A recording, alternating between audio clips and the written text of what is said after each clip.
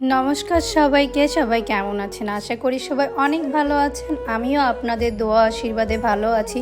তো আজকে আমি কোথায় যাচ্ছি সেটাই পুরো ভিডিওতে আমি দেখাবো। আমি চলে যাচ্ছি আমার বাবাকে নিয়ে ডক্টরের কাছে। 2-3 মাস ধরে তাকে রিকোয়েস্ট করতেছি ডক্টরের কাছে আসার জন্য, কিন্তু সে কিছুতেই রাজি হয় না। ফাইনালি রাজি হয়েছিল। তার মতের বিরুদ্ধে গিয়ে কিছু করা যায় না, কারণ সে অনেক টেনশান করে, বাচ্চা মানুষের মতো হয়ে গেছে আর কি। তো আমি গোল্লামারি এসে তাকে খুঁজেই পাচ্ছিলাম না, সে কোথায় দাঁড়ায় আছে। তারপর আমি দেখতেছি এদিক ওদিক যে কোথায়, ওনাকে আমি দাঁড়াতে বলছি ফার্মেসির সামনে, কিন্তু এখানে উনি নাই। তো এই জন্য আমি খুঁজে পাচ্ছিলাম না। এরপর আমি আমার ব্যাগ থেকে ফোনটা বের করে আমি ফোন দিলাম বাবুকে যে আপনি কোথায় আছেন। আমি তার কাছে জিজ্ঞেস করলাম যে কোথায় দাঁড়ায় আছে। উনি বলল উনি রাস্তার ওই সাইডে দাঁড়ায় আছে। তো আমি বললাম যে কোন দোকানের সামনে। তারপর জেনে নিলাম, তারপর আমি সেখানে যাব বলে আমি বুঝে নিলাম আসলে কোথায় দাঁড়ায় আছে। এরপর আমি রাস্তা পার হয়ে আমি ওপাশে চলে যেতে লাগলাম। অনেক গাড়ি ঘোড়া, এই জন্য একটু দেরি হচ্ছিল। আর আগে আমি রাস্তা একেবারেই পার হতে পারতাম না, কিন্তু এখন আমাকে সবটা একা একা করতে হয়। শিখে গেছি, কারণ অনেক মানুষের দায়িত্ব যখন মাথার উপর থাকে তখন এগুলো অলরেডি হয়ে যায়। তো আমি রাস্তা পার হয়ে আমি এপাশে চলে আসছি। বাবু ওই যে ওখানে দাঁড়ায় আছে, ওই ফার্মেসির সামনে দাঁড়াতে বলছি, আর উনি এখানে দাঁড়ায় আছে। আমি বললাম আপনি এখানে দাঁড়ায় আছেন, আমি রিক্সা দাঁড় করায় রাখছি। তো আমি ওনাকে ওপার থেকে এনে আমি রিক্সায় উঠালাম। উঠায় আমি একটা ব্যাগ ছিল, আমাকে বলল ব্যাগটা রাখতে হবে, আমি বাসায় যাব তোদের। তাই আমি রিক্সাওয়ালাকে বললাম আপনি আমার বাসার সামনে হয়েই যান। এজন্য উনি আর কি রওনা দিল আমার বাসার উদ্দেশ্যে। আমি বলছিলাম ব্যাগটা আমি রেখে আসি, ওদিকে চশমার দোকানে যেতে হবে, কিন্তু উনি আমার বাসায় আসবে। তাই আর কি আমি বাসায় নিয়ে আসলাম। কিছুক্ষণ বসে থাকার পরে কারেন্ট ছিল না, এই কারণে আমি বললাম বাবু চলেন তাহলে আমরা আমাদের কাজগুলো সারি, যেহেতু আমাদের 2-3টা কাজ আছে। চশমার দোকানে যেতে হবে। ওনাকে আই হসপিটাল থেকে চশমা দেখানো হয়েছিল, কিন্তু ওইভাবে উনি গেস করতে পারেনি, বলতে পারেনি, এই জন্য চশমাটা অ্যাডজাস্ট হচ্ছে না। সমস্যা হচ্ছে অনেক দিন ধরে, কিন্তু উনি বলে না আর কি। তারপরে এই জোর করে নিয়ে আসলাম। উনি মনে করার চেষ্টা করতেছে যে সে দোকানটা কোথায়, ওনার একটা পছন্দের দোকান আছে, তো সেখানেই কল করতেছিল। এরপর আমি রিক্সাওয়ালাকে ডেকে নিলাম, ডেকে নিয়ে আমি বললাম আমি হাদিস পার্কের ওখানে যাব। তারপর গাড়িতে উঠে পড়লাম দুজনে। বাবু এর ভিতরে ফোন দিতে পারেনি, এই জন্য ফোনটা হাতে ছিল। তো আমি বাবু উঠে পড়লো রিক্সায়।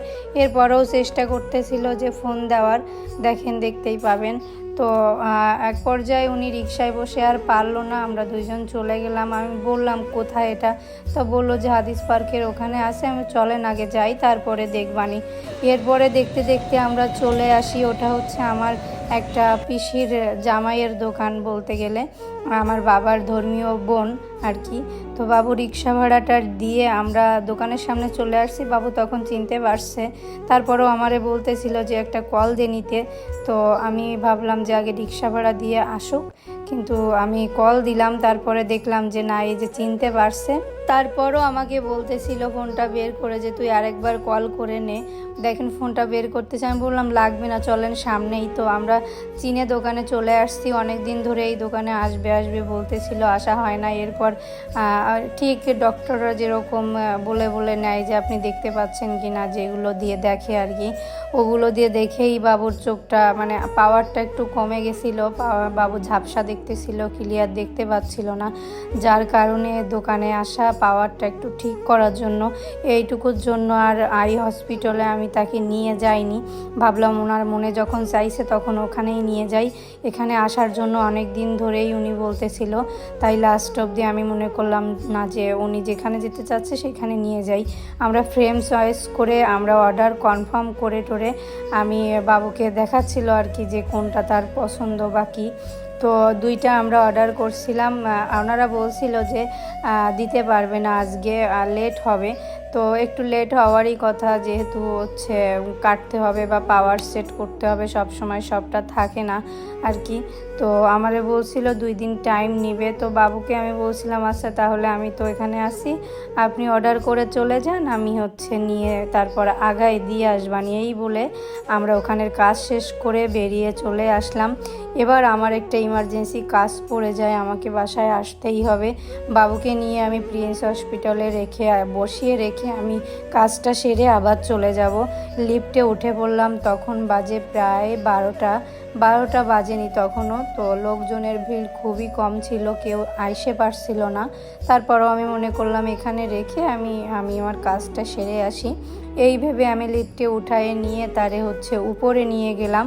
তো উপরে গিয়ে আমি যেটা দেখলাম আর কি, আমি ভাবতে পারিনি যে আসলে কেউই থাকবে না।